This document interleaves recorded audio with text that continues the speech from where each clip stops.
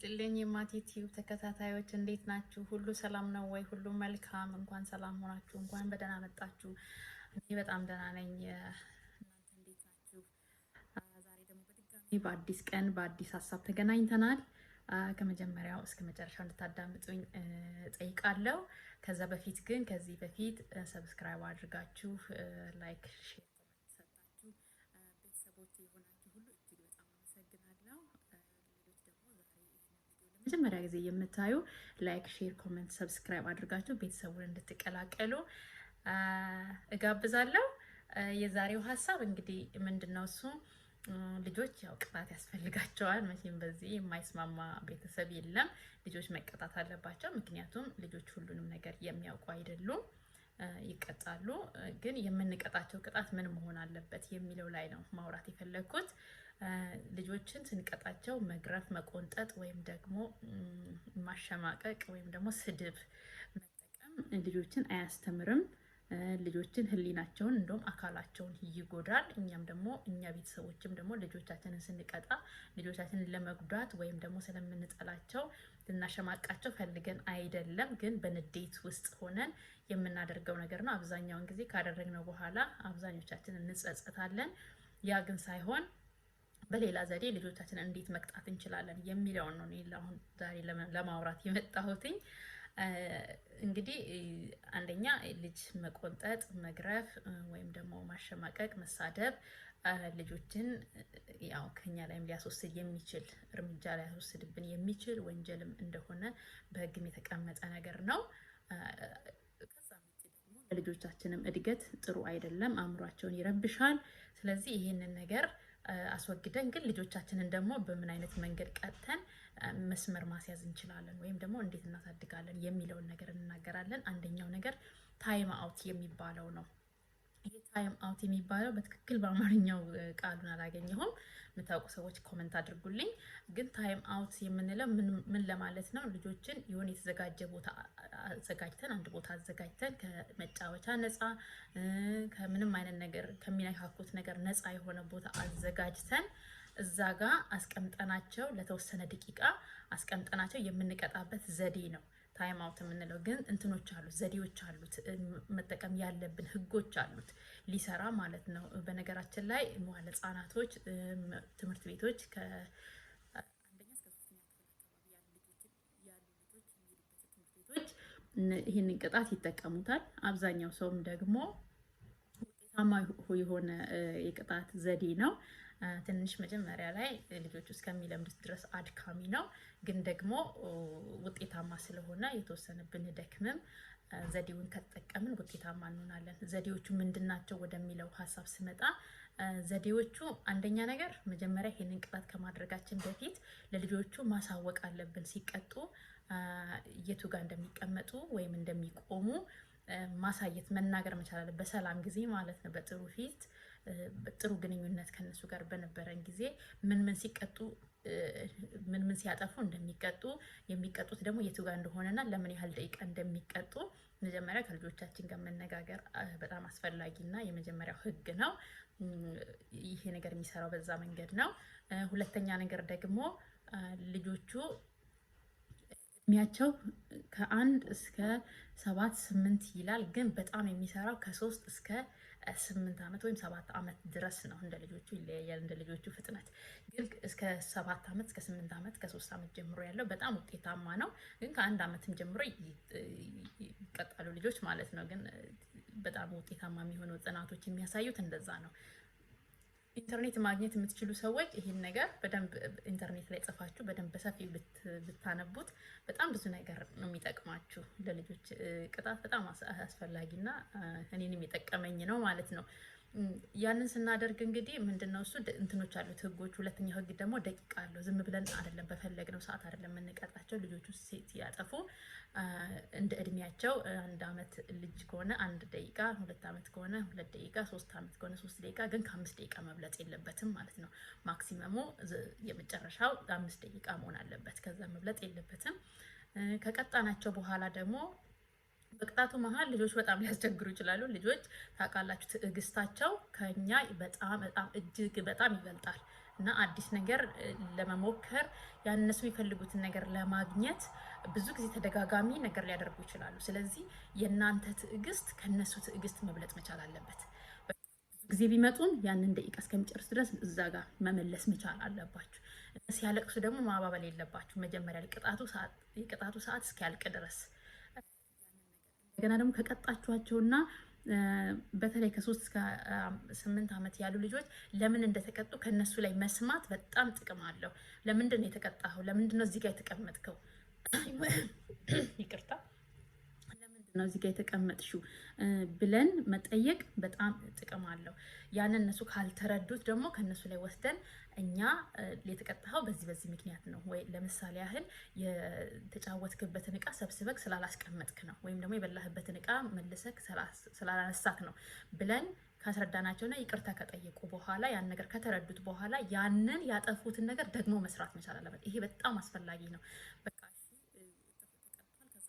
እናንተ የምታጸዱለት ከሆነ ነገም ያ ልጅ ያንን ነው የሚያደርገው። ስለዚህ እናንተ ምን ማድረግ አለባችሁ? ያንን የተቀጣበትን ምክንያት መስራት መቻል አለበት፣ ማድረግ መቻል አለበት።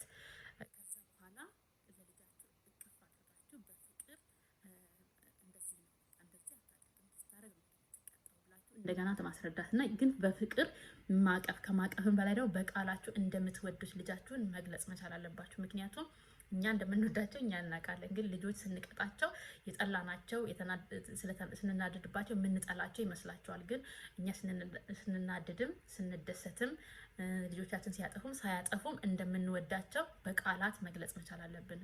እወድሃለሁ እኮ እኔ እኮ እንዲህ ስታደርግ ይህን ነገር ማንሳት አለብክ ምናምን ህጉ ነው በቃ እንዲህ ነው ብላችሁ ማስረዳት ነው። እና ግን አቅፋችሁ ያንን እንትናቸውን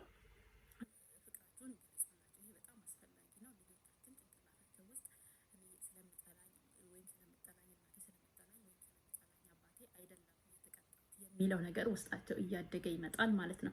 ከ1 ዓመት እስከ 3 ዓመት ያሉ ልጆች ደግሞ ያው መናገር የማይችሉ በብዛት ስለሚሆኑ ምንድነው የምናደርገው? እንነግራቸዋለን። እንደዚህ ነው ብለን እያሳየን አብረን ወስደን ይህን ነገር እዚህ ጋር አድርስ እያል እያገዝነው ያንን ነገር ያጠፋውን ነገር የተቀጣበትን ነገር መልሶ እንዲያነሳው ማድረግ መቻል አለበት። ግን ደቂቃው እስከሚያልቅ ድረስ የተቀጣበት ደቂቃ እስከሚያልቅ ድረስ እነሱ 10 ጊዜ 20 ጊዜ 30 ጊዜ 50 ጊዜ ሊመላለሱ ይችላሉ። ደቂቃው እስከሚያልቅ ድረስ እዛ ማስቀመጥ አለባቸው። አንዳንድ ጽሁፎች ላይ በር መዝጋትም በጣም የሚያስቸግሩ ከሆነ የሚጎዳቸው ነገር በሌለበት ሩም ውስጥ በር መዝጋትም የሚል ነገር አለ።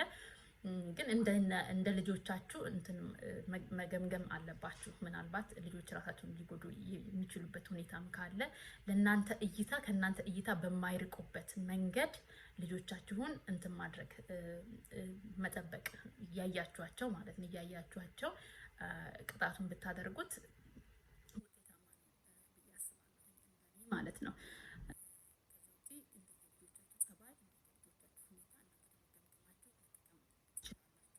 ሁለተኛው መንገድ ደግሞ ልጆችን የምንቀጣበት መንገድ ምንድነው? እሱ ጠንከር አድርጎ ልጆችን መያዝ በሚጎዳ መልኩ ወይም ጥፍራችን በሚገባበት ወይም ደግሞ ምልክት በሚያወጣ አይነት ዘዴ ሳይሆን ጠንከር አድርጋችሁ ዝም ብላችሁ ጨበጥ አድርጋችሁ ይዛችሁ ቢቻል ተንበርክካችሁ ወይም ደግሞ ቁጭ ብላችሁ፣ ምክንያቱም የእናንተ ፊትና የእነሱ ፊት አይን ለአይን መተያየት በምትችሉበት ይሄን እያላችሁት አቴንሽን ይሰጣችኋል። እናንተ የምትሉትን ነገር መስማት ይጀምራል ልጁ። እናንተ ከላይ ሆናችሁ ቆመን እነሱ ከስር ሆነው ዝቅ ብለን ስናናገራቸው ልጆች እንትን አያደርጉንም፣ ብዙም አቴንሽን አይሰጡንም። ስለዚህ ወይ ተንበርክካችሁ ወይም ደግሞ ቁጭ ብላችሁ የልጁ ቁመት ጋራ ፊታችሁና የልጁ ፊትና የእናንተ ፊት በሚመጣጠን መልኩ ጠንከር ባለ ረገጥ አድርጋችሁ መናገር ማለት ነው። እየጮኋችሁ ሳይሆን በቃ እንደዛ አይነት ነገር። በተለይ ሱቅና ይሄ ነገር ምን ይጠቅማችኋል መሰላችሁ?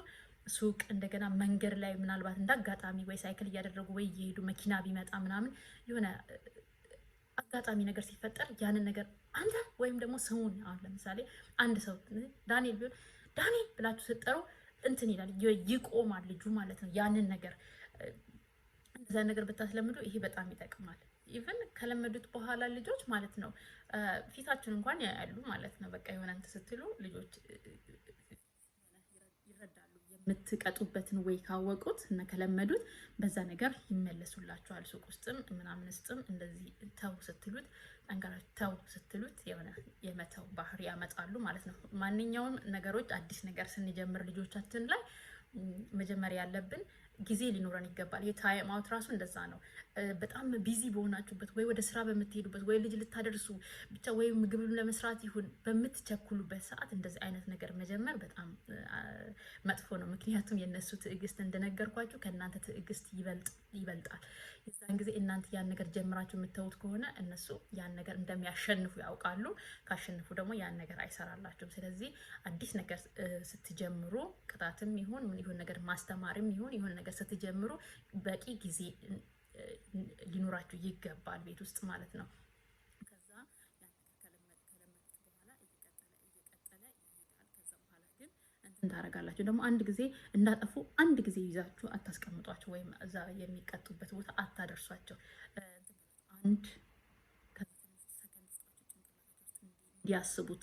ከዛ በኋላ ሁለት ትልና ትንሽ ሰከንድ ጠብቃችሁ በሶስተኛው እዛ ጋር ታስቀምጧቸዋላችሁ ማለት ነው። ይሄም ይሰራል። እንደዛ ነው ማድረግ ያለባችሁ። ሌላው ደግሞ ትንሽ ከፍ ያሉ ልጆች ከ7 ከ8 ዓመት በላይ የሆኑ ልጆች የሚጫወቱበትን ነገር ወይ ደግሞ በጣም የሚወዱትን ነገር ጌም ሊሆን ይችላል፣ ቲቪ ሊሆን ይችላል። እንደዚህ አይነት ነገሮችን ይሄንን ካደረግ ይሄንን አታገኝም፣ ይሄንን ነገር ካደረግ ይሄንን አታገኝም። ይሄን በጣም የሚሰራ ነው። እኔ በጣም ነው የሚጠቅመኝ ይሄኛው። እንደዛ ብላችሁ ያንን ነገር ምናልባት ዋና የሚወድ ከሆነ በሳምንት አንድ ጊዜ ወይ 15 ቀን የሚሄድ ከሆነ ዋና አትሄድም።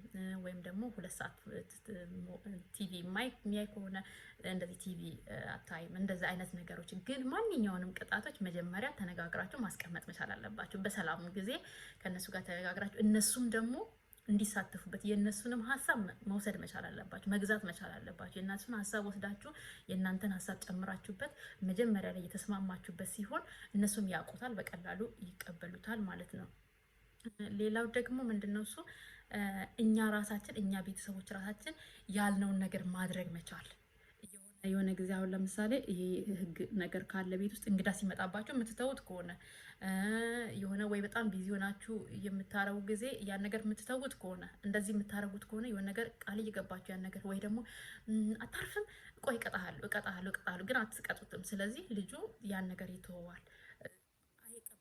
አይቀበሉም፣ ምክንያቱም እንደምትተውት ያውቃል ማለት። ስለዚህ የምንለውን ነገር ማድረግ መቻል ሁልጊዜ ከባድ ነው ይገባኛል፣ ግን መሞከር በቃ በተለይ ሲሪየስ የሆኑ ነገሮች ላይ እንደዚህ አይነት ነገሮችን አይ ካላችሁ አይ እንደሆነ ያንን ነገር በንዴትም ምናምን ውስጥም እንትን ከማለት ወይ ደግሞ እንግዳ ሲመጣብን ወይ ደግሞ ሰው ጋር ስንሄድ እንደዚህ የሆነ ነገር የምንፈቅድላቸው የሆነ ነገር የምንከለክላቸው የሆነ ቦታ ሲሆን ደግሞ የምንፈቅድላቸው አይነት ነገር ከሆነ ልጆችን ማስተካከል በጣም ከባድ ነው። ከዚህ ነገር መቆጠብ ብንችል እኛም ቤተሰቦችን ይጠቅመናል። ከልጆች በላይ እኛን የምንጠቀመው። ሌላው ደግሞ የመጨረሻው ቪዲዮ የረጅም እንዳይሆን አጠር አድርጌ መስራት ስለፈለኩኝ፣ ሌላው ደግሞ የመጨረሻው ነገር ምንድነው እሱ ሳይሆን በፊት ነገሮች ሳይፈጠሩ በፊት ከዛ ነገሮች መቆጠብ መቻል ማለት ሱፐርቫይዝ ማድረግ፣ እነሱ መከታተል። እነሱ ለምሳሌ ያህል የቤት ስራ ብላችሁት ስሪ ብላችኋት አንድ ልጅ ሰርቻለሁ ብሎ ሲመጣ ሰርተሃል እንደ እስቲ ሊየው ምናምን ብለው እንትን ማድረግ ወይ ደግሞ እየተከታተላችኋቸው መሆኑ ሳታውቁ ግን እናንተም አጠገባቸው የሆነ ነገር እነሱ የቤት ስራ ሲሰሩ እናንተም ከጎናቸው ከአካባቢያቸው ላይ የሆነ ነገር መስራት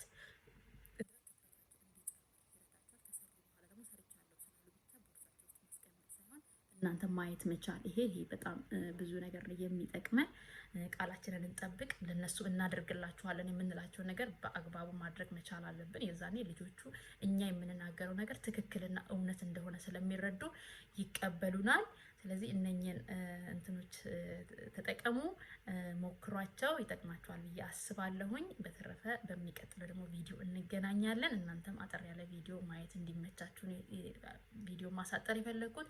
ስለተከታተላችሁኝ አብራችሁኝ ስለቆያችሁ ሼር፣ ላይክ፣ ኮመንት፣ ሰብስክራይብ ስለምታደርጉ ሁሉ እጅግ አድርጌ በጣም አመሰግናለሁ። መልካም ቀን ይሁንላችሁ። ደህና ሁኑ።